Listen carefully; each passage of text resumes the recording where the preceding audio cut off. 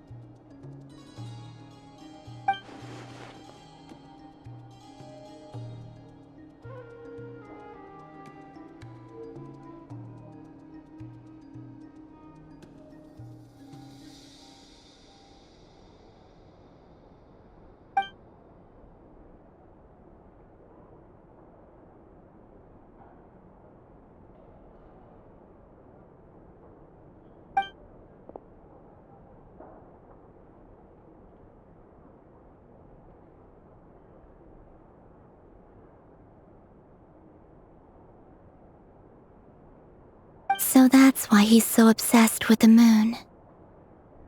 A tragic tale, to be sure. But it does not excuse his many transgressions. No matter how much Rerir suffered in the past, the fact remains that he is what we know today as the Wild Hunt, wreaking havoc upon innocent lives in Nod-Krai.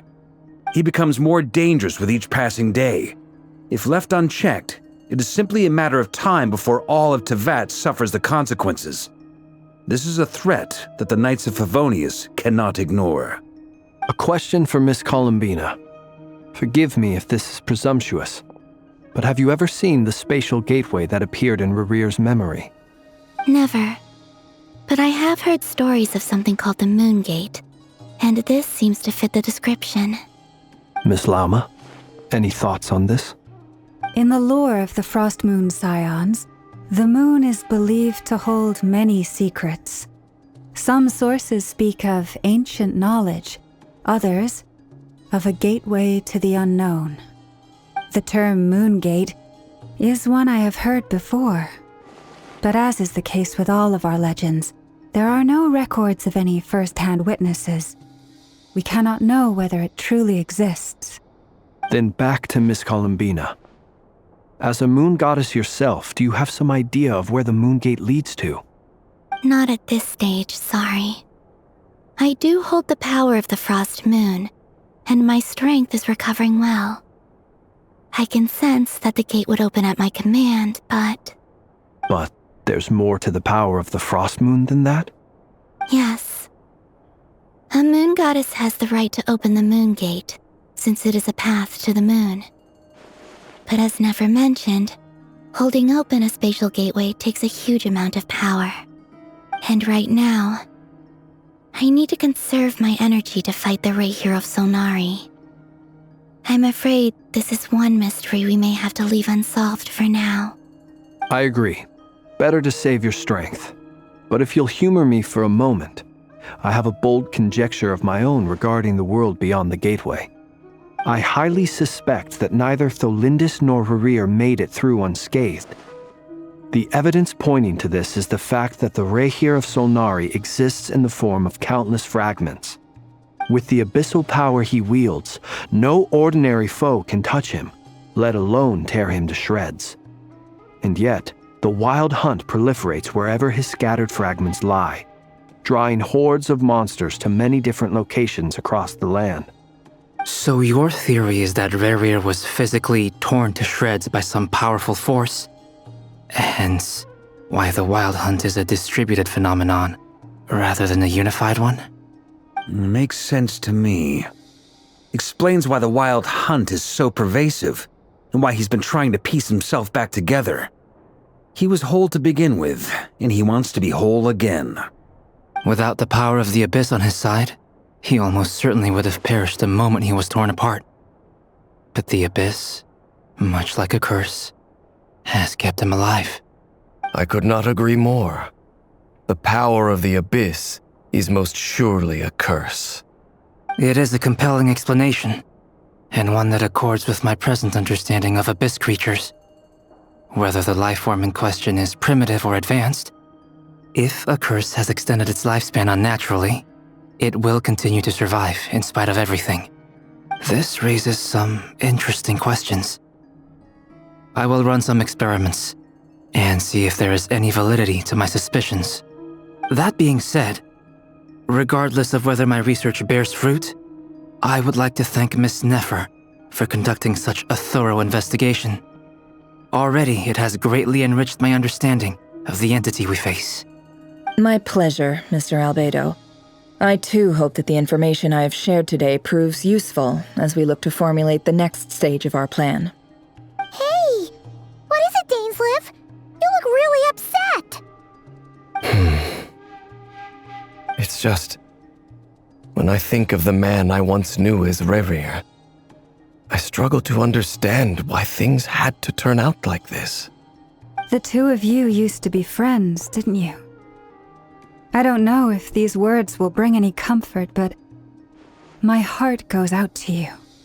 Mine too. We can never know all the hows and whys of the way things are. The moon and stars are full of untold secrets and lies, and the skies are host to many more mysteries than these alone. Yet, none of that can begin to compare with the complexity of human life. Those are the first comforting words I've heard in a long time. Thank you, both.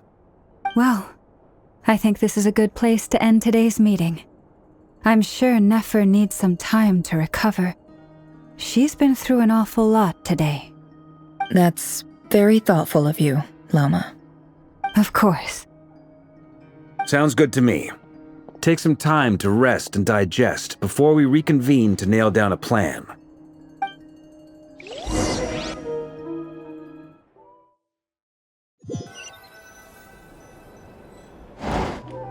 Hey, is this a bad time? Hope I didn't kill the conversation.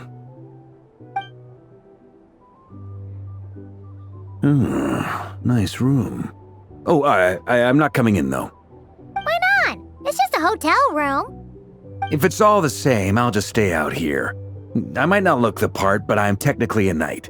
Barging into people's private quarters isn't the kind of thing we do.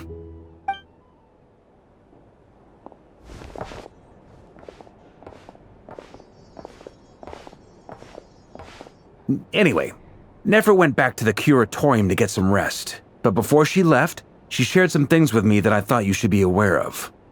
Firstly, although she managed to trap the Reikir of Solnari inside her chess set, there's no guarantee that the power of the Ibis King is any match for one of the 5 sinners. Their powers are beyond our comprehension. It's only a matter of time before he finds a way to break out. We have to come up with a plan and take care of him before that happens. Honestly, Paimon figured that might be the case. So, how long have we got?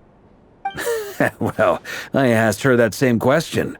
She talked for a long time, but for the most part, it seemed like she was trying to convince me how precious her chess set is, and what a long and storied history it has. It felt like some kind of sales pitch, you know? The kind where you end up handing over Mora against your will? Anyway, after all that, she finally answered the question. 2 days at most. 2 days? Holy moly! Can we even recruit enough help in that time? That remains to be seen.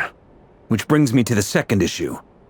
Dainsleif is obviously conflicted about this whole thing. But given how little time we have, there's no way we can pull this off without his help. You have some history with him, right? Do you think maybe you could talk to him for us? Great. I appreciate it. All right, on to item 3. So, Albedo, Durin, and I put our heads together and came up with a plan. Can't promise it's gonna work yet, but at least it's a start. We figured we'd bounce the idea off you first. We'll explore it further once everyone's recovered. Oh, Paimon's dying to hear this. All right, so here's what we're thinking.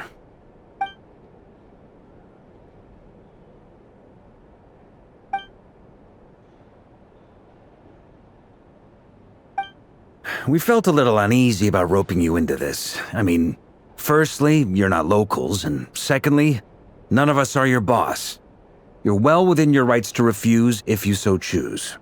Roping us in? Why would you even say that? We know the stakes here. It's all of us against the Rayher of Solnari, or none of us stand a chance.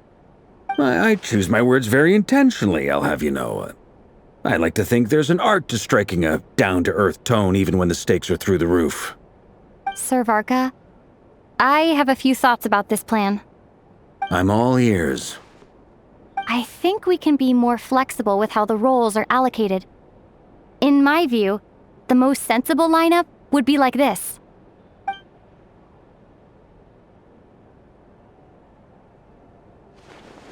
I see your point, yeah. But if that's how we're going to approach this, you'd better make sure you're ready. To be clear, I don't doubt your abilities. Far from it. I just want to make sure. Are you really willing to take all this on? I want to do everything within my power. The Rayher of Solnari is a truly fearsome opponent, and if I do my part, it'll greatly reduce the risk for everyone else involved. Well, that tracks with what I've heard. Jean's mentioned in her letters that you're so diligent it's almost abnormal. As in, most people weigh up the risks and rewards in situations like this. But you seem to just march towards danger without a moment's hesitation. Of course, everyone appreciates a fearless pioneer. But all that aside, I'm the Grand Master of the Knights of Favonius, and you're our honorary knight.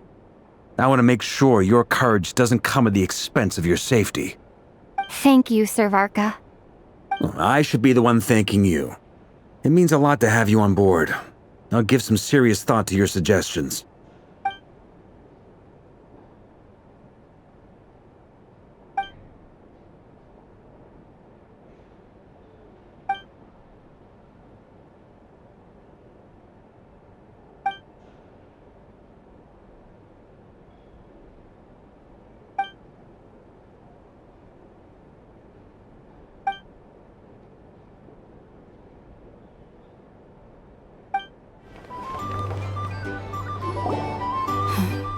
This is a thorough plan, but I do have one last question before we take action.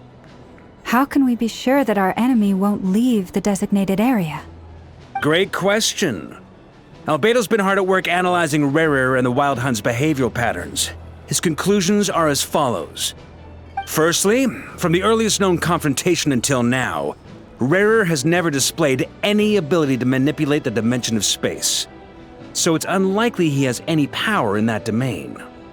Secondly, he seems to have a particularly strong vendetta against our group. If we put him in a fight-or-flight situation, he'll choose to fight every time. Thirdly, finally, and most importantly, he is consumed by hatred, both for the moon and for his enemies. Turns out, we tick both of those boxes.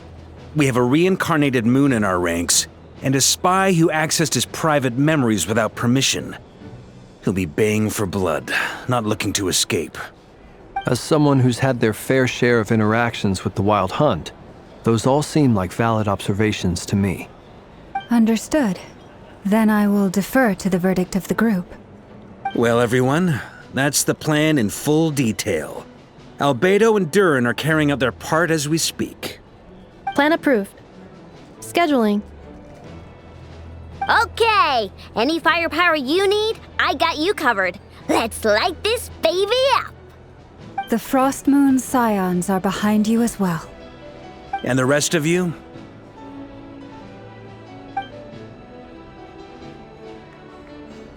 No objections? All right, then it's settled. This is the plan we're going with. Next up, an old tradition of mine. Anyone who wants to back out, now's your chance.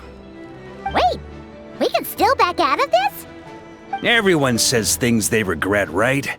I don't want anyone feeling trapped because their mouth said yes before their brain had time to think things through.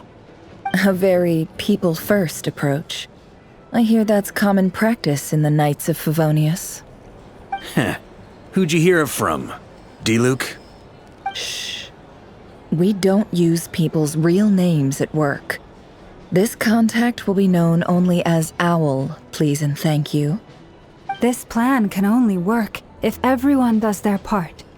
Flint's and I will absolutely support it. We shall indeed. You'll be glad you accepted our help. Also, you are the last person I expected to see here, Miss Dory. It's not often I get called Dory in a work context. My peers usually call me Lord Sangama Bay. So, the longer your name, the higher your net worth. Is that the idea here? In that case, Mr. Flint's here must be worth a fortune. That's right, I know your full name. It's... The walls are thin here. I'd appreciate you keeping that a secret. Okay, fine. I'm actually only here as a favor for someone else. Do you have any idea how much it would cost to hire me otherwise? Oh, does this mean someone out there actually has the power to boss Dory around? It most certainly does not. We have a long-standing and mutually beneficial business partnership. She's actually the mom of a friend of yours. Said mom supplied me with a great little trinket, but now that lady's ruined everything. If I don't start building a little goodwill now, my whole business in Nod-Krai is gonna go down the drain! Okay. So what exactly is so special about this pendant? It's a lucky charm that a great mage made for me. We have a business relationship, and she was worried that something bad might happen to me. So, she wanted me to have something that can store power to protect myself with. I finally got it all fully charged up with Kuvaki, and then never went and used it all up at once! Never lost so big in my life! You're right. It was all my fault. I didn't mean to drain all the Kuvaki in the pendant, but I'll make it up to you. You will? Well, in that case, how about you give me your chess set, and we call it even? I knew you'd say that. Well, it's yours if you want it. In fact, take it now, and I'll even throw in a free Raker of Solnari. Deal? You're putting me in a difficult position here. It's a very useful thing to have around, but I have a funny feeling it won't be around much longer. I guess we'll see in a couple of days. Looks like bankruptcy for me. Hey, don't be so pessimistic. See this through and you never know. You might find a new business opportunity on the other side.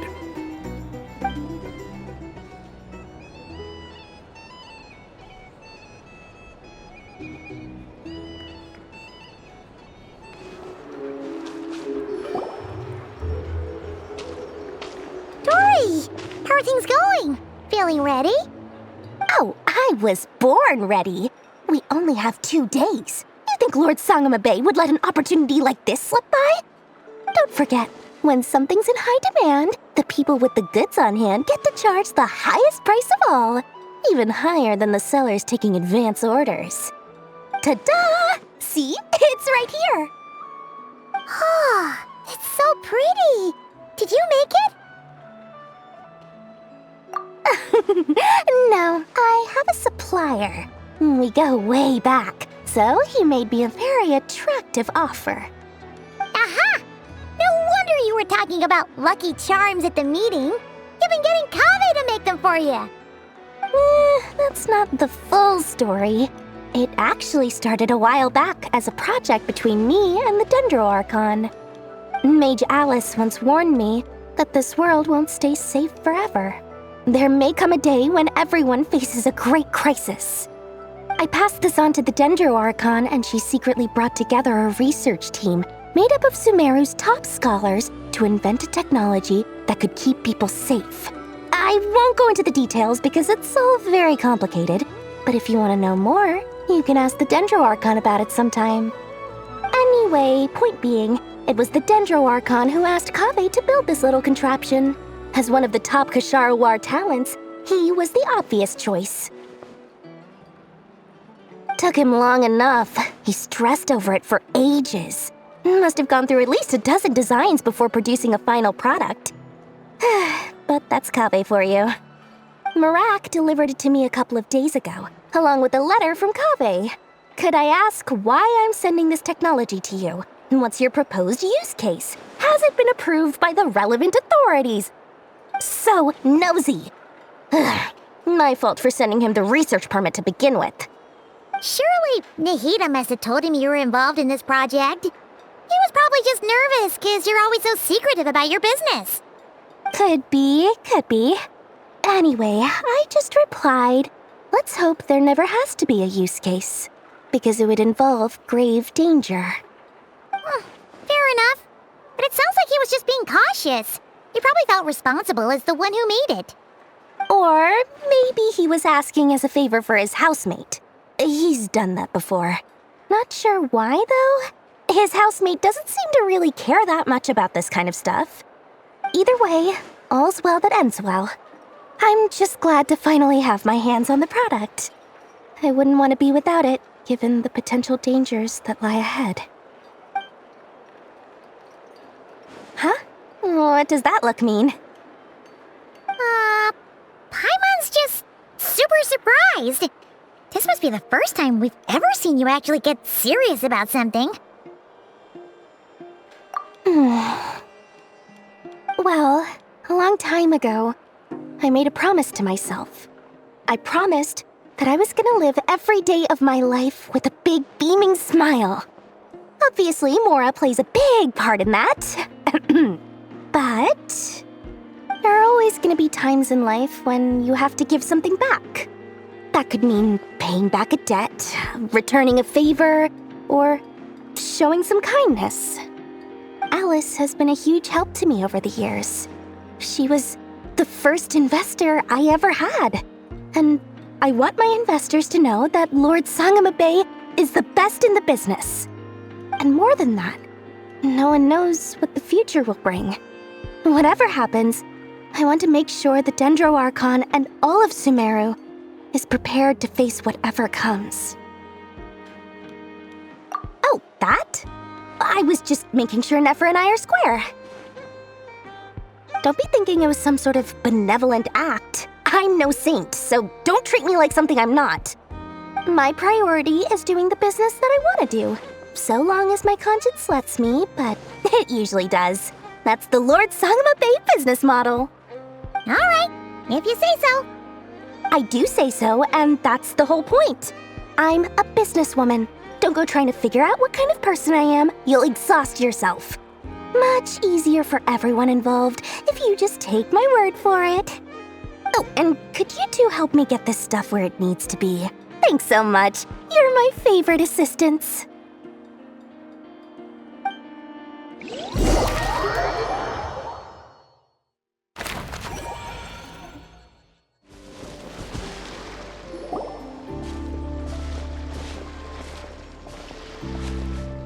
Traveler, Paimon, it's good to see you. Everything going smoothly over here? Sort of. As you're probably aware, Varka, Diren, and I captured some abyssal creatures from the Wild Hunt. Per the plan, we dissected and analyzed some samples of these creatures. The process went very smoothly. The findings, however, come with some troubling implications. What? You can actually dissect the Wild Hunt? That depends on your definition of wild hunt and dissection. Harmless, lifeless. These words are accurate descriptions. The wild hunt is an interesting phenomenon. In and of itself, it doesn't seem to possess anything akin to a human personality. But taken as a collective, the medium through which the wild hunt is summoned does appear to have a soul. Master griped a lot about the wise Horoptetyr, and seemed somewhat fascinated with the Faustsert Elegy. But she barely mentioned Rerir at all. I don't think that was because of his lower social standing, though. Anyway, it's a pity. I should like to hear her thoughts on the nature of the lifeform he has become today. It's a strange mix. The furious energy of an abyssal being channeled through a fractured physical existence. A consequence of being torn apart by an unknown power. Perhaps the only explanation for his survival in this state is that he sacrificed a degree of individuality in exchange for a continued existence. Oh, sorry. Once I get talking about interesting research, I have a tendency to go on indefinitely. Back to our research findings. Essentially, they confirm my hypothesis. Rerir's corpse is completely contaminated by the Abyss, and the effects are irreversible. You could think of this as Rerir in mutated form. But in my view, even that would be inaccurate. In reality, his whole being has been consumed by the Abyss. In other words, he is now nothing more than a manifestation of abyssal power. Unfortunately, at present, we have no means of completely eradicating abyssal power. Hence, we cannot fundamentally destroy the Reihir of Solnari either. Oh, that's terrible news! So, that's it? We can't defeat him? Not even if we get the power of the Three Moons? Miss Columbina's situation is a difficult one. She can never achieve wholeness when the world does not accept her presence. It's as if her creator banished her to a place she can never be accepted. It means she spends most of her energy just on her own survival. Given the circumstances, it's only natural to despair. But we must see this plan through to the end. Time to kick off the backup plan. Oh, Paimon almost forgot! This is for you. Dory asked us to bring it. Ah, how wonderful. Well, thank you for making the trip. Durin and I will be heading off shortly. I'm sorry I won't be there to protect you in person this time. Please be careful. All right then. Stay safe.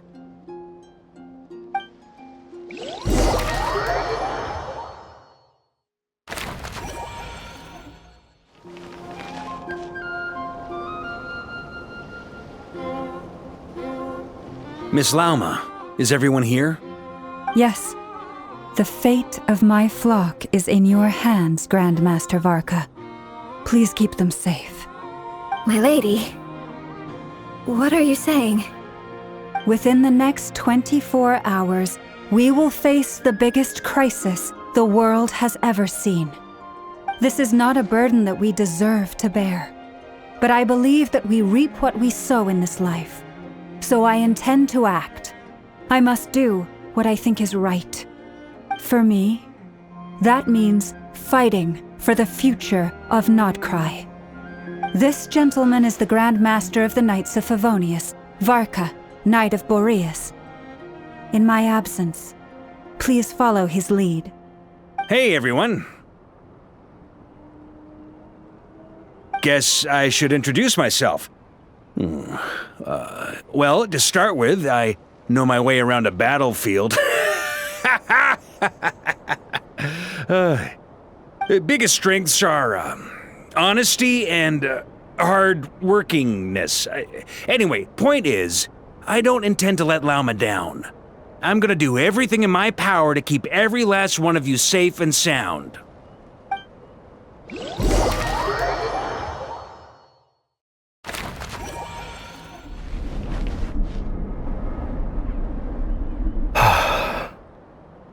Something on your mind?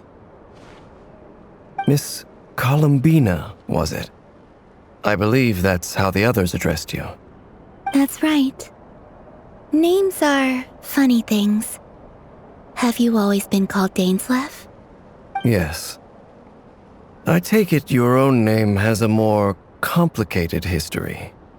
I have a different relationship with names than other people. To be honest, I'm not even sure that Columbina is my name. At least, not in the same way that Dainsleif is yours. But it's what everyone calls me, and I go along with it. A lot of my life has been that way. I get so used to things that I forget to question why they are so. I never used to think much about where names come from, or what they mean to people. Maybe something's wrong with me. You're different from other people. I sensed it the first time we met. You're more perceptive than most. I'm sure your long life and rich range of experience explains that. Do you ever find yourself missing Conria, Mr. Dainsleif? Difficult to answer. I have dreamed of the past many, many times. Sometimes I'm fighting tooth and nail. Other times I'm lying on the ground, defeated. I don't recall any happy moments from that time. It has been too long. Is that because hatred survives longer than love and affection? That would not be for me to say. I make no excuses for the grudges I bear. But whatever the reason, I remember little that was beautiful or sentimental. Thank you for your help with the Rerir situation. Without your efforts, I never could have learned the hidden truth of his story. You're welcome. I know he's your friend. Friend? He betrayed me. And I never really understood what he was going through in life. Some friendship, that is. Okay. So, do you plan to fight him with us? You see, you're torn. Now you know what really happened. You see the things he's done in a new light. I need some time. Of course. I completely understand. Anyone else in your position would feel conflicted too. Actually, I went through something similar myself recently. Something happened that changed my perspective on a situation. A situation I took for granted at the time, but now I feel very grateful for it. You mean the Harbingers who still support you, even though you've left the Fatui? Yes. I always thought they were only helping me because Harbingers are forced to work together. But then I abandoned them. A warrant was even put out for my arrest. And even now, they still support me. Which means I was wrong about them all along. Clearly, they view you as a friend. I feel a little guilty now. I regret not seeing her help for what it was, and not treasuring it. I see the guilt that you're feeling now, because I feel it too. Hopefully, talking about it will do us both some good. Have you noticed that the Traveler and Paimon are over there? I think they've been listening. Huh. Shall we say hello? Sure. Hello. Ah! They caught us!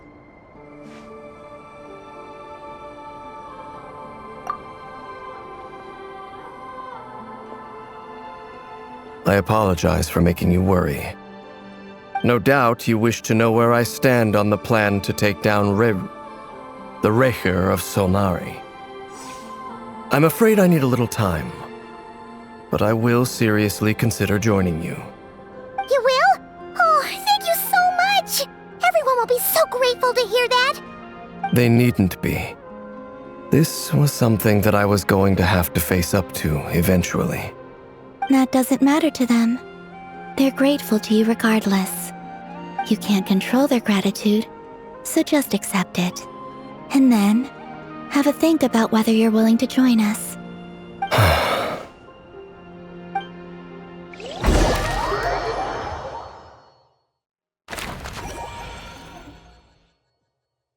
It's nearly showtime. Let's go rendezvous with the others. You know the place.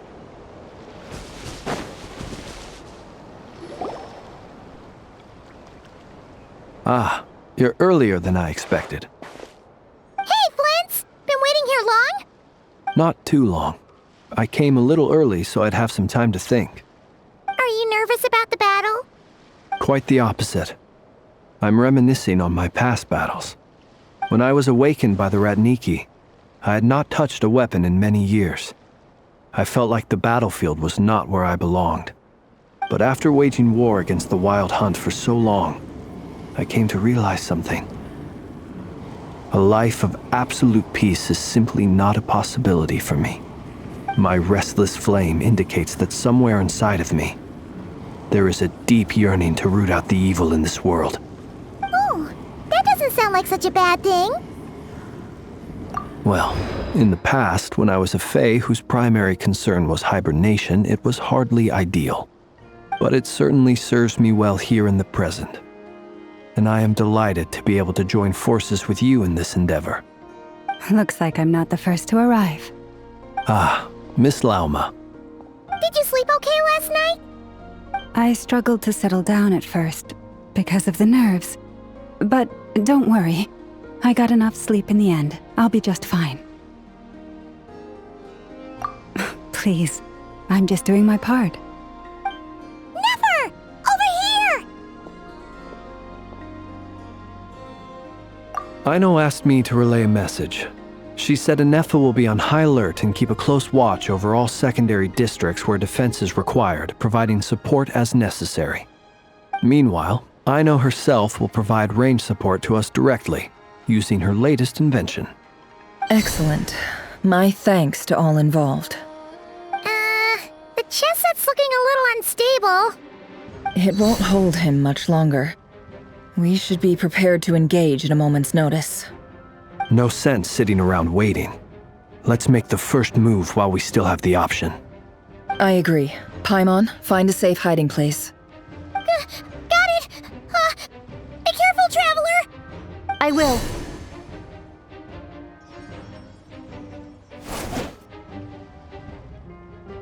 Everyone, take your positions as soon as the battle starts.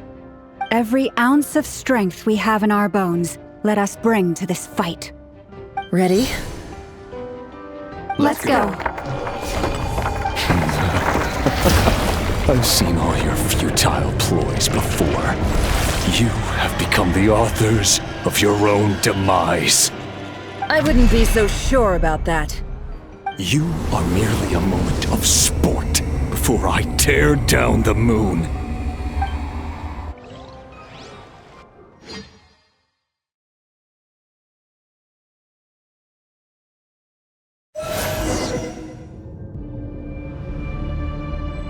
Stay on your toes. Moonlight betrays Yep, you. you too. Leave this place. Close your eyes. Pathetic! Let me help you guys. Big this! Move! Hunt him down! The moonlight betrays you to dust.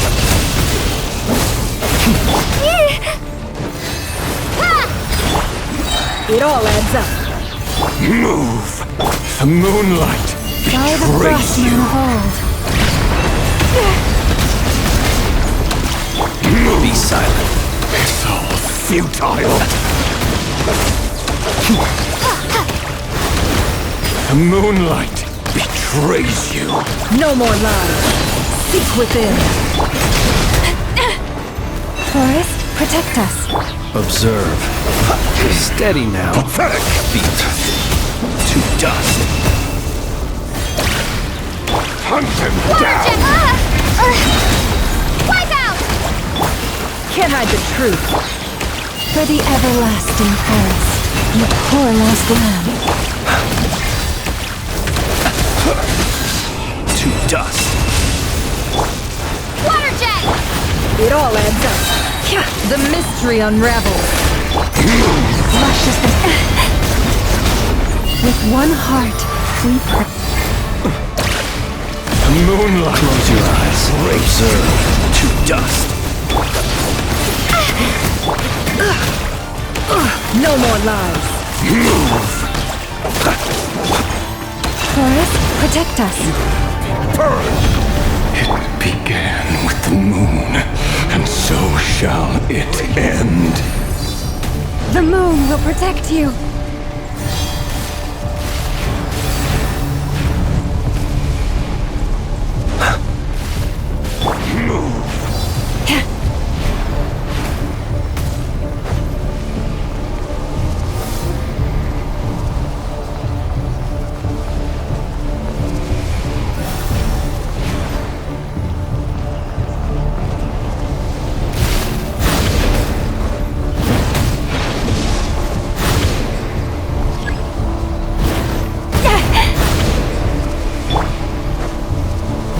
Close your eyes. Observe.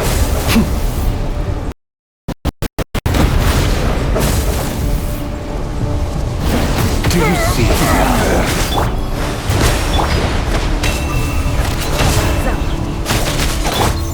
from here, when will it be as you foretold?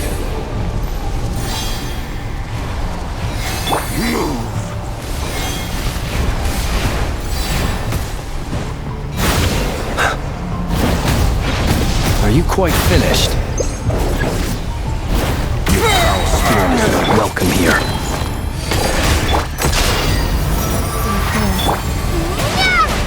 The night cometh.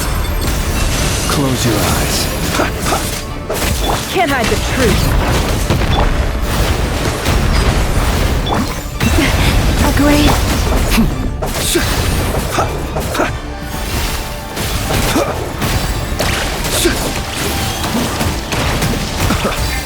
Be silent. The moonlight betrays you. No more lies. Hunt him down! Move! Can't hide the truth. Hunt him down! Absurd. Seek within. By the frost moon of old. Close your eyes. Futile! Observe.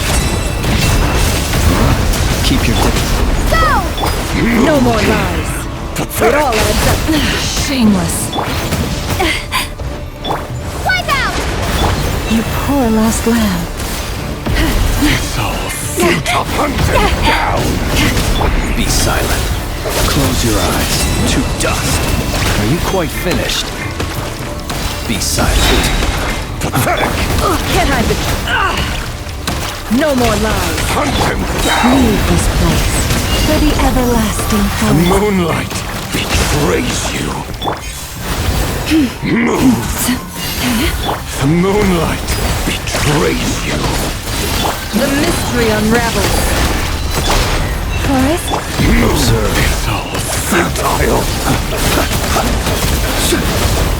The moonlight betrays you. Your game of heroics is over. Moonlight wants to go first.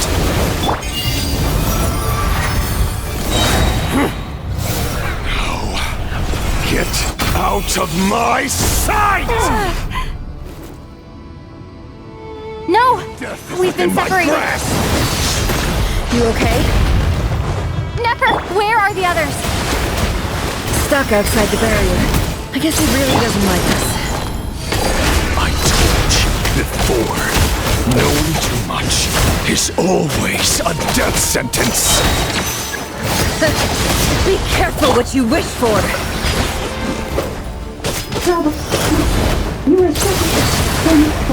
Lauma! Can you hear me? Hold on, silence. Voices are gone. But at least I know they're still there. I need to focus. Stick to the plan. Remember my most important task. Stalling him. If I can stall him for long enough, the moment will come. How much No more power lies. will it take?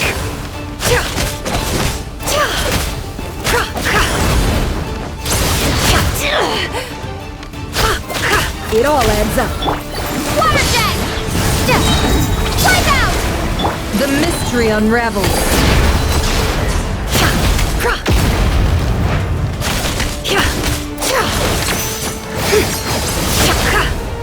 Can't hide the truth.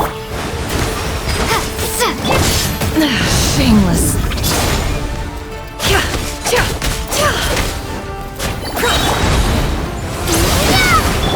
Seek within. No more lies. It all adds up.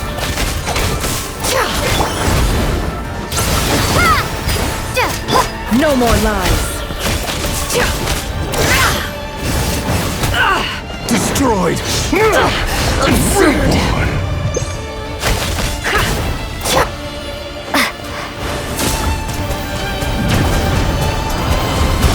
Water jet!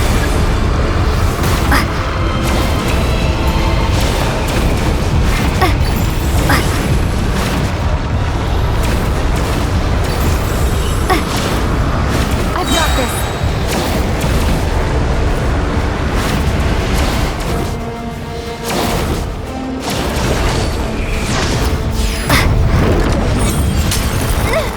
The shield's broken. I can't keep this up. Don't push your luck. How much power will it take? Can't hide the truth.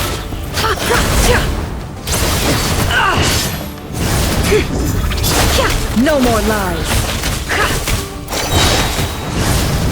The deception ends here. Go!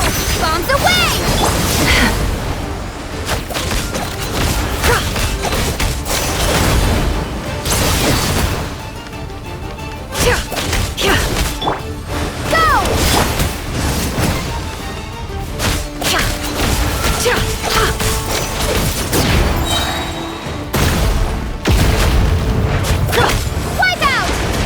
The mystery unravels. It all adds up.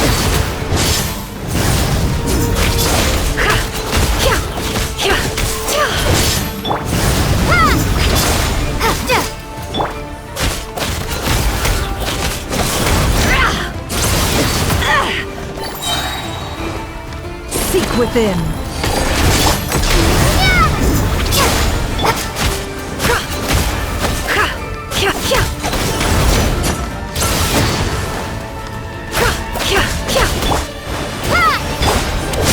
Can't hide the truth. It all adds up. Wipe out! The deception ends here. No more lies.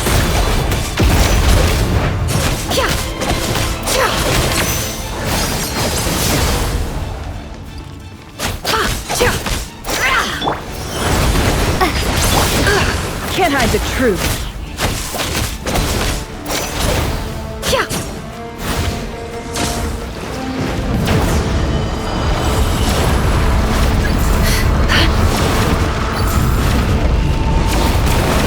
Curses. There's no other way.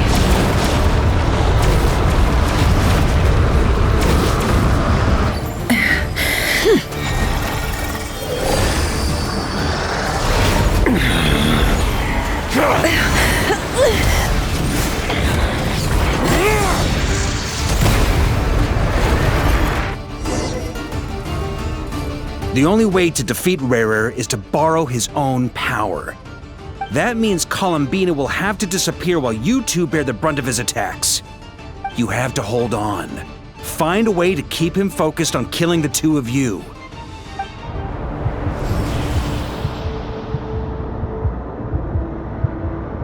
Never! Your eyes are bleeding. Soon you will be powerless to resist. And then, I will reduce you to dust. But that dust will plague your memories. Come on, keep holding on. Any other tricks up your sleeve? Let's see them. As entertaining as they are. You've backed yourself into a corner. You don't fool me. I see your fear clear as day. I have to stoke his rage. Make him unleash everything. You fear what you could never defeat. You fear the thought of never being able to save your beloved. You cannot win the fight against fate, Rerir. Is that what you think? Well, now it's your turn to feel afraid!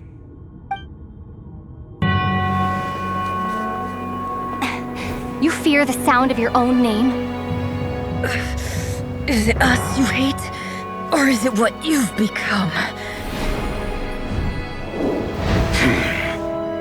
Let's see what becomes of you!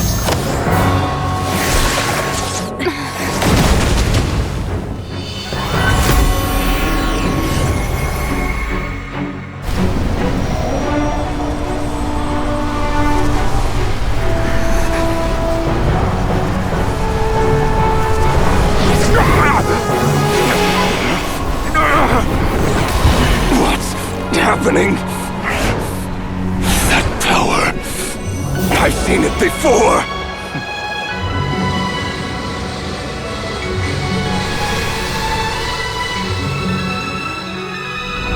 His power is on another level.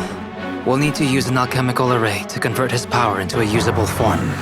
Then quickly channel it into Columbina, rendering her powerful enough to compete with him. I'll join you. I can help.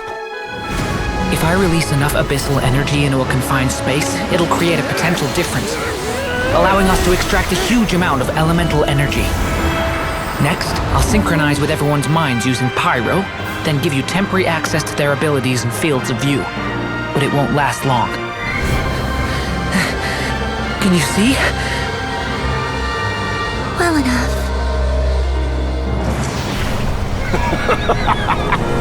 So, we have a student of Gold Rhine-Daughter in our midst! How about that?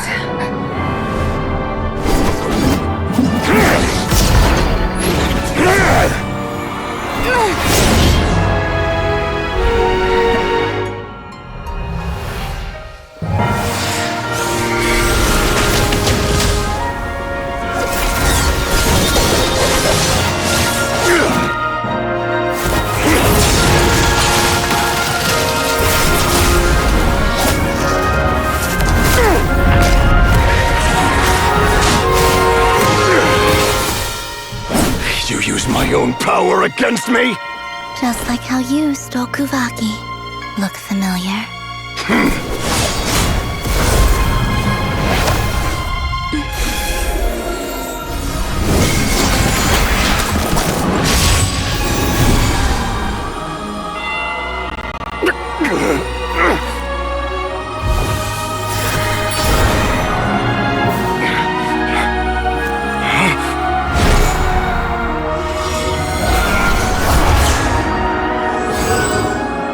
Don't you realize?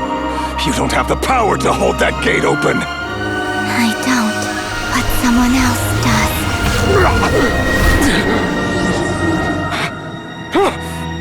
Goodbye, Rerir.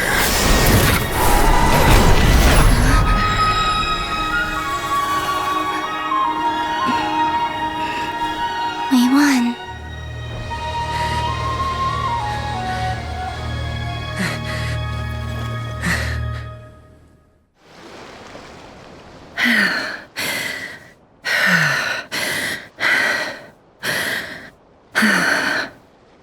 Nefer, how are your eyes? They're fine. Apart from the blindness, of course. It's not too late. Let me handle it.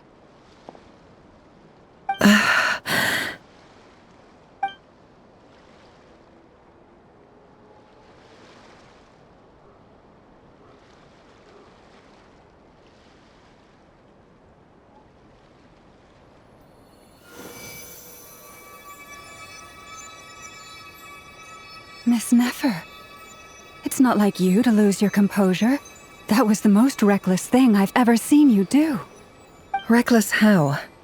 The situation was critical. Our lives were at stake. We had to do something. Even so. Okay. I guess you're right. Under the circumstances, it was a wise decision. You traded your eyes for an incredible victory. In business terms, I suppose that's a huge return on investment. I'd be hard-pressed to argue otherwise. Still, I don't like this outcome, and I don't want you to lose your sight for good. People suffer when they make sacrifices they shouldn't have to make, whether that means faith, strength, or in this case, your ability to even see. I had hoped you could win without sacrificing so much as a single hair on your head. Thank you. Really. All done. Don't try and open your eyes just yet. We'll see how you're doing in a couple of days. Until then, please follow your recovery plan to the letter. I'll send full details through Yehoda. For now, just get yourself home, relax, and rest. My dear friends, we have fought bravely and achieved a spectacular victory. A dark cloud has been lifted from the skies of Nod-Krai. All in this land will be grateful for what you have done. The moon will remember this day. Thank you both.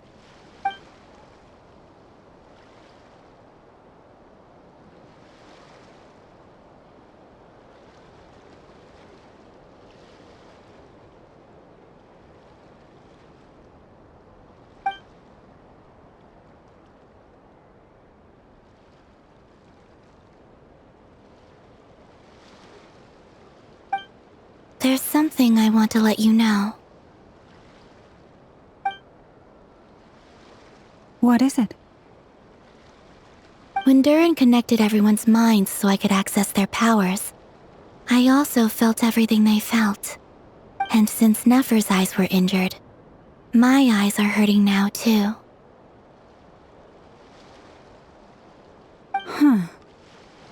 Hold on. Let me try. I only feel the pain. There's no actual damage. I just thought I should tell you. You're right. There's no damage. That's a relief. But I must say, I'm surprised to hear the Kutar share something like this with me. In the past, you never used to open up about yourself.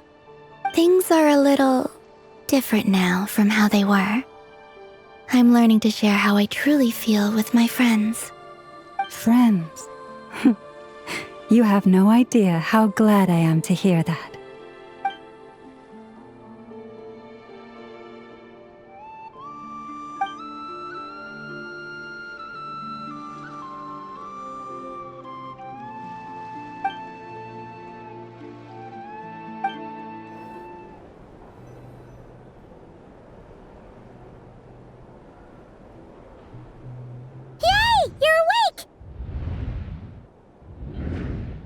How are you feeling? Any aches and pains? Did you sleep well? I'm doing all right, Paimon. No need to worry about me. Phew! Well, that's good. Paimon's been sitting on the edge of the bed worrying about you for ages. You slept a whole day and night. Poor Paimon had to eat all by her lonesome. Glad to hear you didn't starve. How was the food? Well, it wasn't the same without you there to share it. Honestly, Paimon just can't relax when you're not your usual self. She couldn't enjoy the food and settle down to sleep.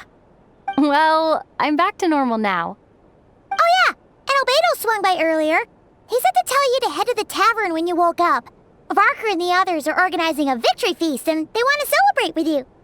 He also dropped off some medical supplies, but you seem fit as a fiddle, so guess you won't be needing those. If you're feeling up to it, let's head over now. Wouldn't want to keep them waiting.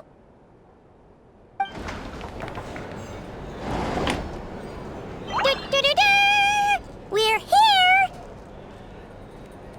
Oh, Traveler and Paimon! Perfect timing! We were literally just saying how there's no way we're holding this victory feast without you any longer, and we would have postponed it till tomorrow. How are you feeling today? Much better, thanks. Don't worry about me. Relieved to hear it. If that changes, just let me know. Happy to check you over at any time. Yep, we're here for you. Anything you need, just let us know. Oh wait, where's Nefer? How are her eyes doing? Nefer's right over there. I'm sure she'd love to catch up with you. Hello, you. Recovered from the battle? Come on, what do you mean? Of course I'm gonna ask. I care about my friend's well-being.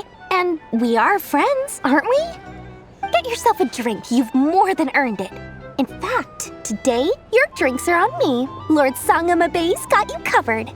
Wow, really? What about Paimon? Has she earned it too? Has she? Please? Well, you haven't been through quite as much as the Traveler, but... what the heck, sure. Yay! Wow! Drinks on Dory! What a historic day. Hey, keep your voice down, or everyone else is gonna want in too. Have you heard anything I've been saying recently? Doing business in Nod-Krai has been an absolute nightmare. If I'm buying for everyone, I'll... Okay. Paimon will speak more quietly. Jeez. That's more like it. Don't you forget, Lord Sangamabe doesn't just go around buying drinks for anyone and everyone. I thought of 1,000 ways to congratulate you, but now you're here, words are failing me. The honorary knight stuns them speechless once again. Well said. The honorary knight showed us all how it's done. The other knights tell me that Mondstadt was the first stop on your journey. All of us are truly delighted to count you as our friend. I'd like to thank you for supporting the Knights of Favonius, and also for helping us save Nod-Krai. Nonsense! Of course I'm gonna mention it. This is more than just business. It's a relationship. And there can be no relationship without showing gratitude where it's due. Nefer! Traveler, Paimon, are you recovering well? Turns out that moon chanter has some real talent after all. My eyes were mostly recovered after just a couple days' rest. I can actually open them again now. Yeah, but you gotta be careful. Lauma says not to strain your eyes while they're still healing. Yes, thank you. I'm well aware. Yehoda, could I borrow you for a moment? I could do with an extra pair of hands. Oh, sure. Coming. Did you hear that? I gotta go help Lauma for a second. You guys chat among yourselves. I'll grab us some drinks on the way back. Paimon, you still like 'em sweet? You bet! Make it extra sweet, because Paimon's earned it! Sure thing!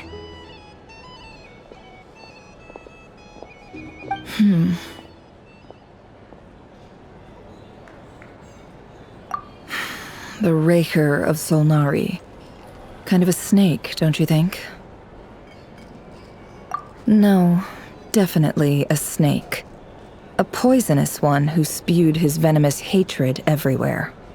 Anyone who seeks revenge out of hatred for other people has become a snake. That's something my dad used to say. Perhaps. I'm sure it sounds like a very wise and open-hearted perspective to your ears.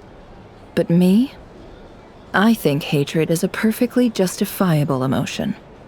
What else is left when everything you depended on in life gets stripped away?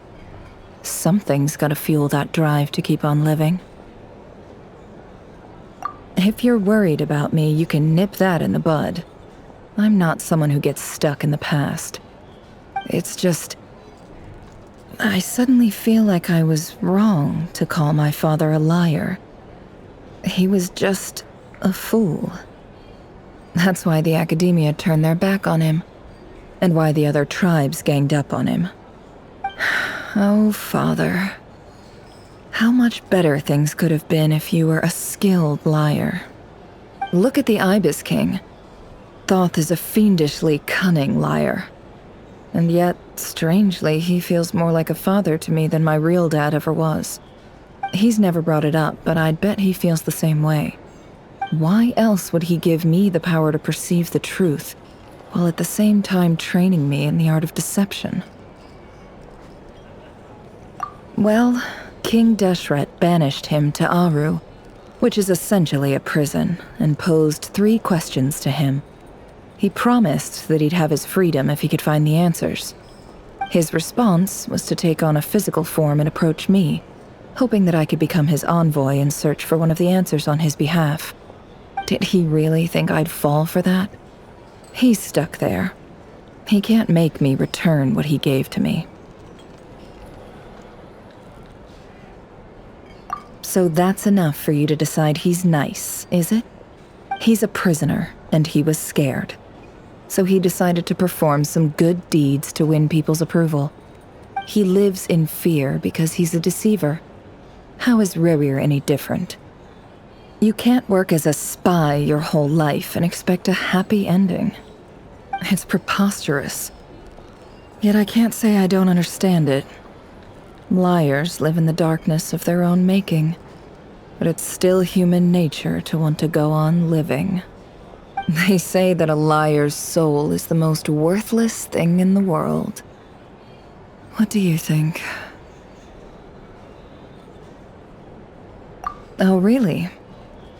Well, it takes a very kind person to find compassion even for liars. If you ask me, the soul of a liar really is worth nothing, because all they care about is themselves. For example, when something good falls into my lap, I don't go sharing the news around. Stops other people trying to steal it from me.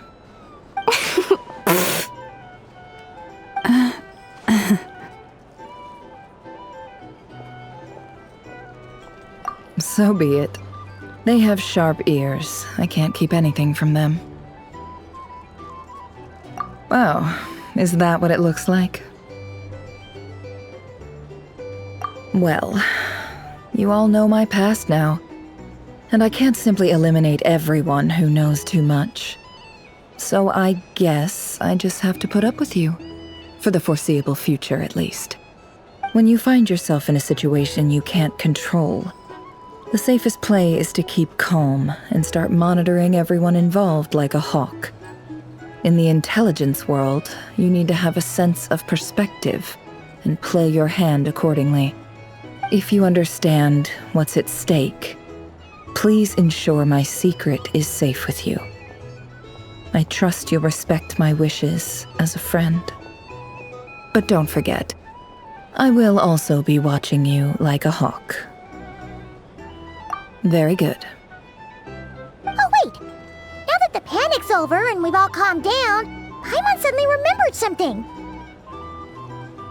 After all that build-up, our mystery ally never showed up even once!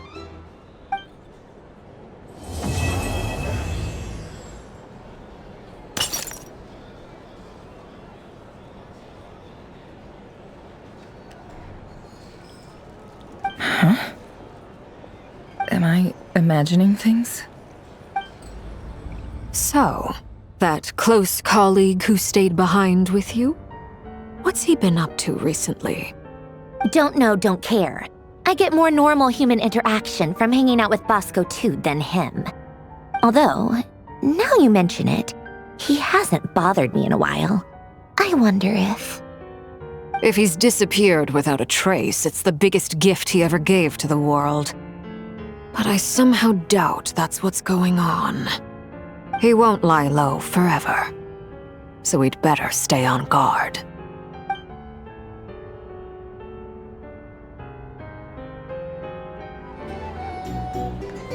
How have you been holding up? Any adverse reactions? If you start to take a turn for the worse, make sure you tell me right away.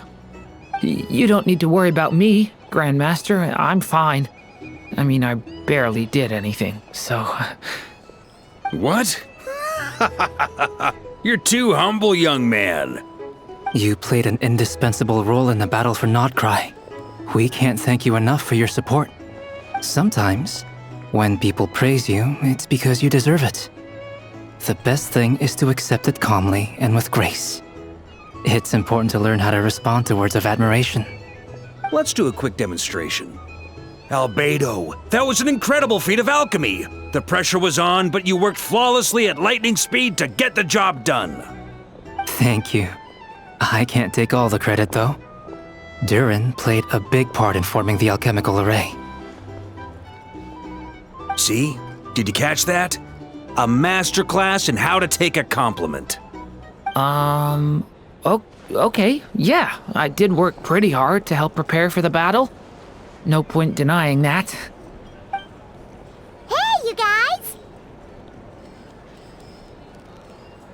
Hey, look who's bounced back! Looking good, Traveler!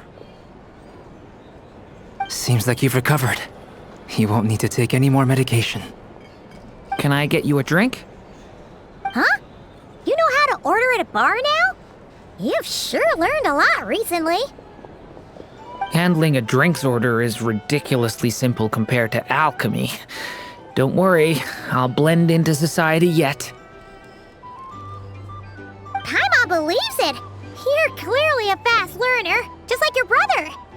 To be totally honest though, Paimon didn't quite follow all the details when you first explained the plan to us. Don't worry, that's completely understandable.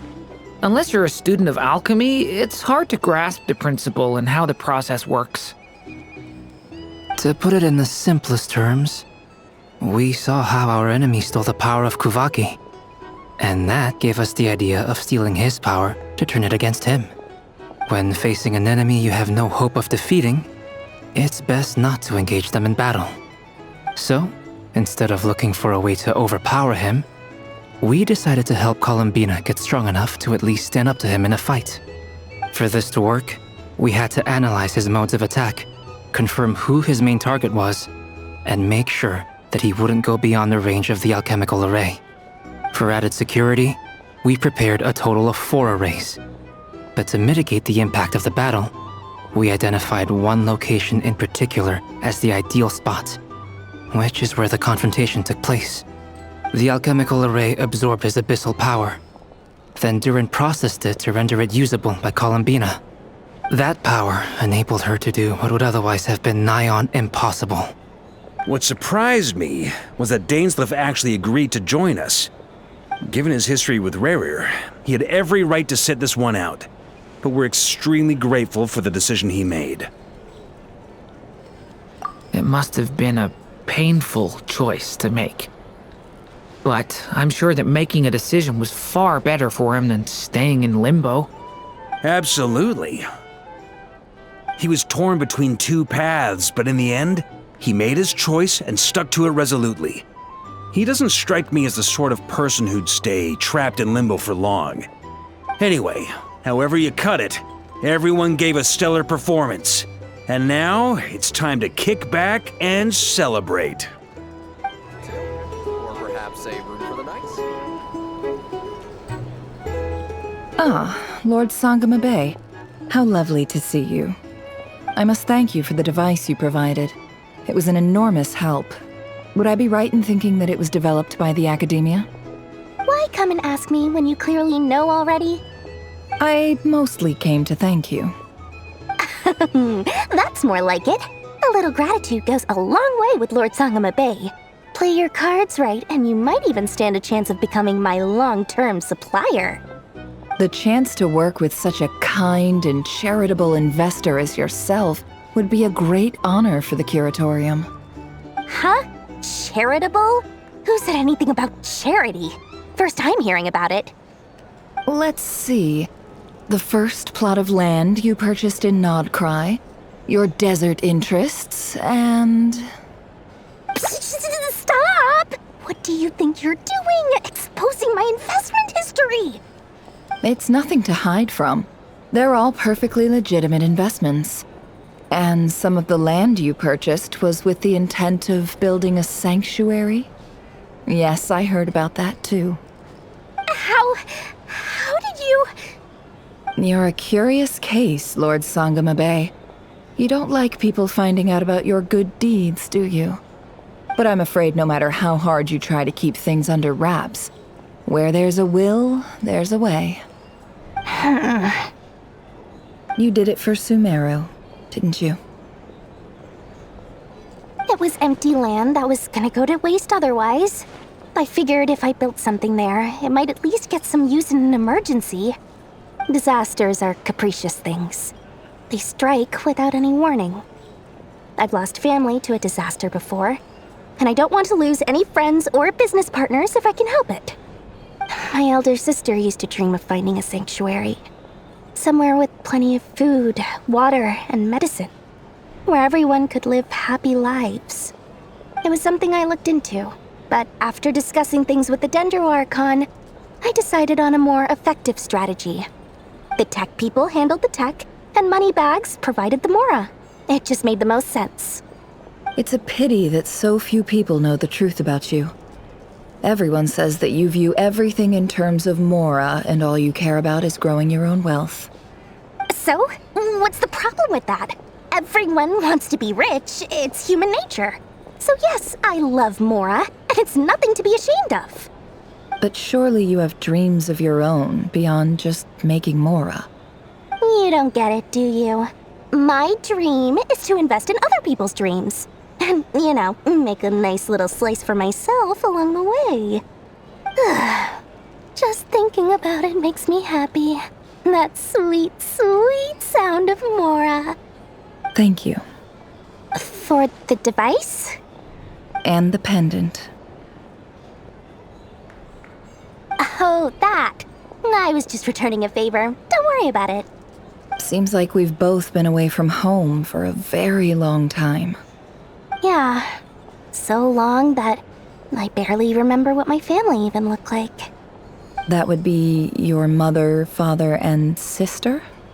Yeah, though it's been years since my sister passed away.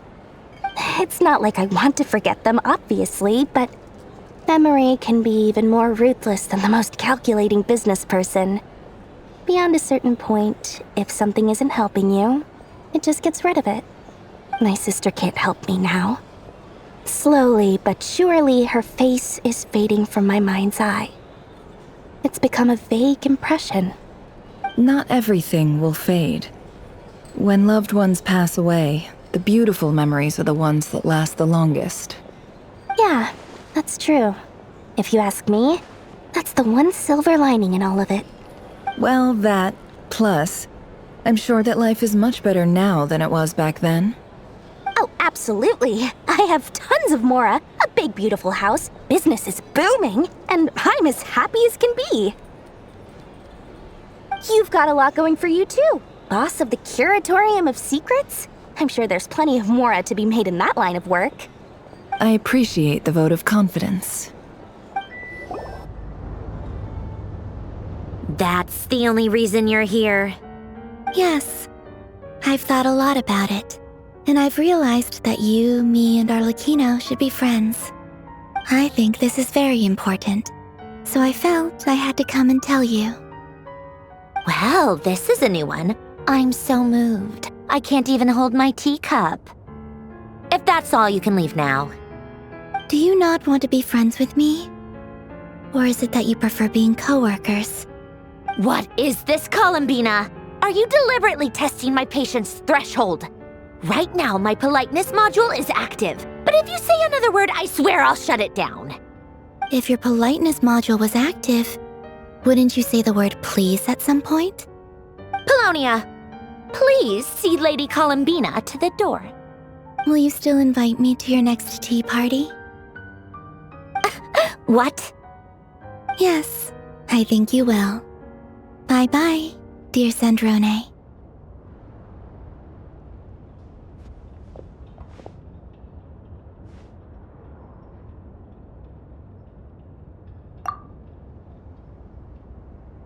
Last time, the Wild Hunt escorted you out. Would you rather I handled it myself this time? We just wanted to, see how you were doing now that it's all over. Why?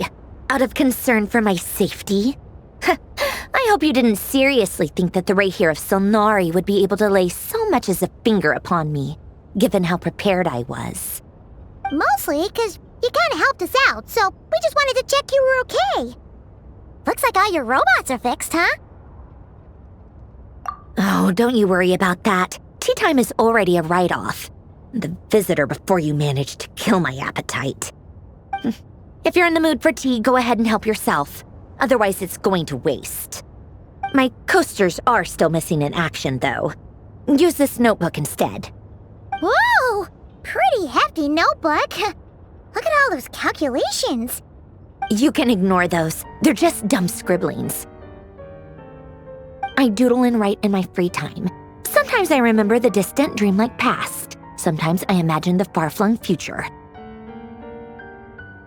And other times, I grit my teeth and note down all the crazy nonsense going on in the present. Some people do the crosswords in the newspaper. This is my equivalent of that. Trying to predict the future is like daydreaming, and writing about the present just makes me furious. The past is my favorite. If nothing else, it's already set in stone, so I don't have to rack my brains trying to figure it all out. Huh. Although, having said that, the only vaguely interesting memory in my past is probably that guy they call Lord Artificer. Who else? Pretty much all the mecha and Fontaine are his personal handiwork. Wait, are you saying you know him? Like, personally? As a friend?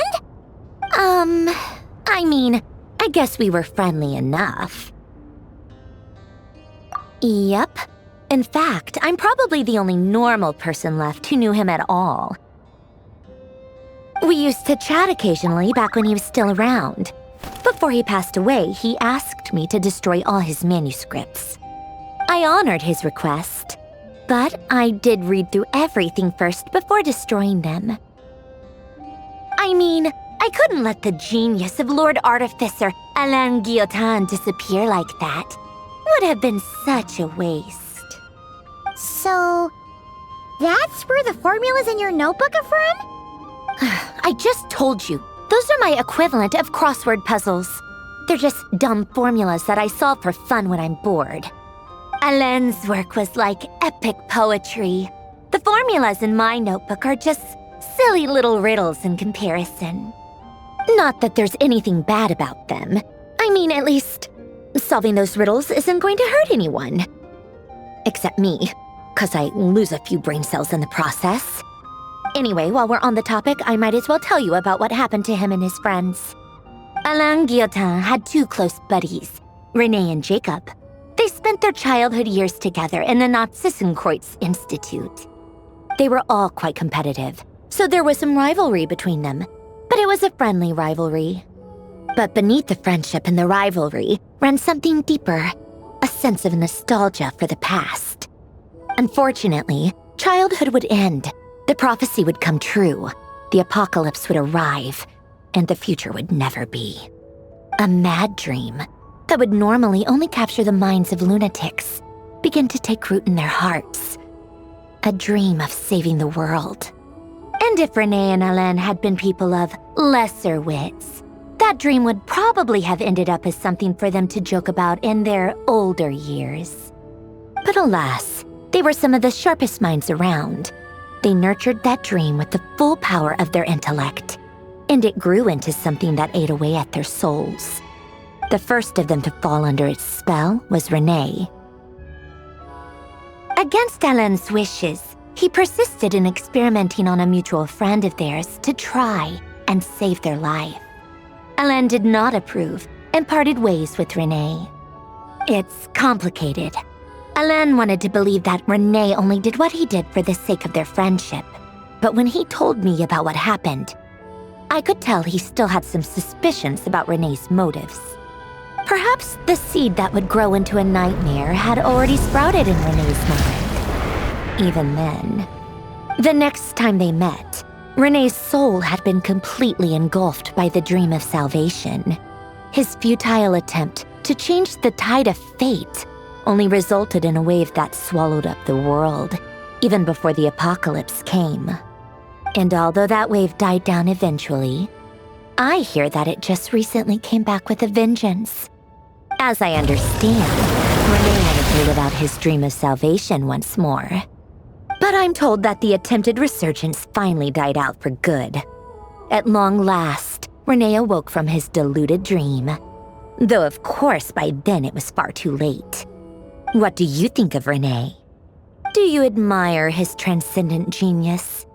His view that any price was worth paying to achieve the lofty goal of saving the world?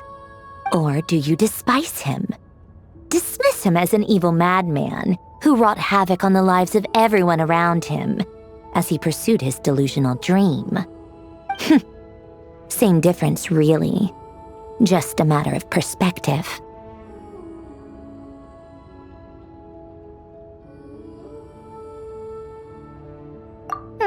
What a cop-out.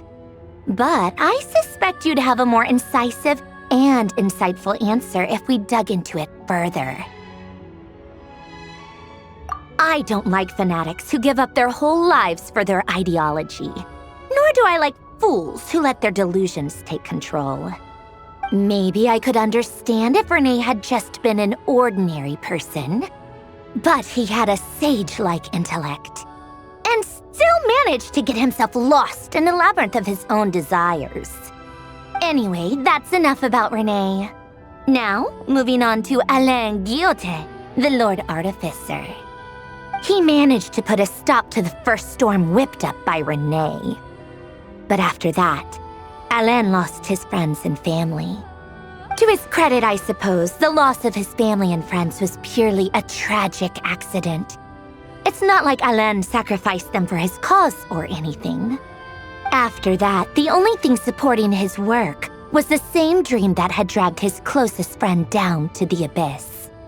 But although the desire to save Fontaine drove him to found the Fontaine Research Institute, Alain continued to reject any form of transcendental knowledge or power. He was suspicious and fearful of it, having seen the way it had affected his closest friend. I think that formulas and machines derived solely from human intellect were the only thing that gave him a sense of spiritual comfort. Yet Alain's intellect was simply too great. It barely left him space to breathe in his lifetime. Once he realized that the end of his life was approaching, he finally accepted the truth. The Nod-Krai Institute needed someone, and a human being, to see its story through to the end. He quit working on his formulas, trading them in for the fairy tales that had played such a formative role in his childhood, but which he barely touched in his adult life. He told me that the director of the Nod-Krai Institute used to read those fairy tales to the children as bedtime stories. Apparently, they worked wonders at sending kids off to sleep. I think that all he wanted at that time in his life was to be able to sleep deeply without being plagued by depression. By that point, nothing else really mattered. At the very end, he laid down to rest in the ruins of the former Nod-Krai Institute orphanage, while the Fontaine Research Institute he had founded continued tirelessly with its work. Many years after that, tensions over competing dreams would once again cause a rift, this time between members of the Fontaine Research Institute.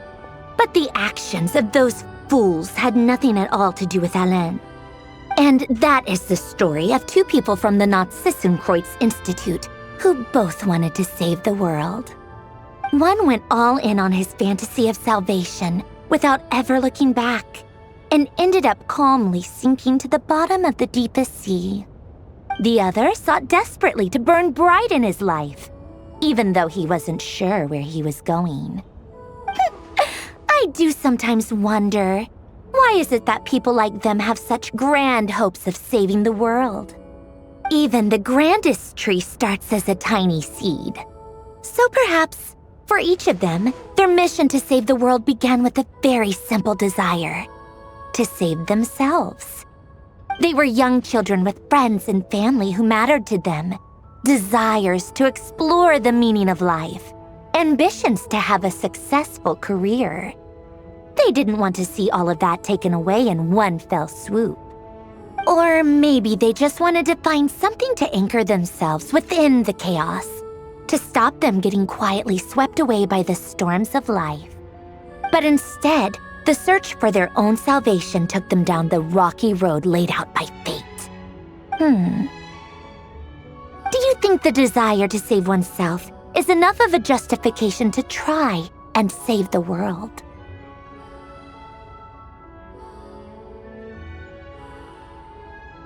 Sensible answer. Glad to know you've got your head screwed on straight. Alain would disagree, though. I asked him the same question back when he was in his prime, putting all of his energy into his work. Yes, it's enough. No elaboration, just a quick, short answer before getting right back to his work. He was always that way. All right, tea time's over. I owe Arlecchino a favor for telling me these stories. I'll have to bring a whole sack of gifts the next time I visit the House of the Hearth. I'm gonna go tinker with Polonia now. You guys can do whatever you want, as long as it doesn't involve interrupting me. Polonia, exit hibernation mode. Begin diagnostics.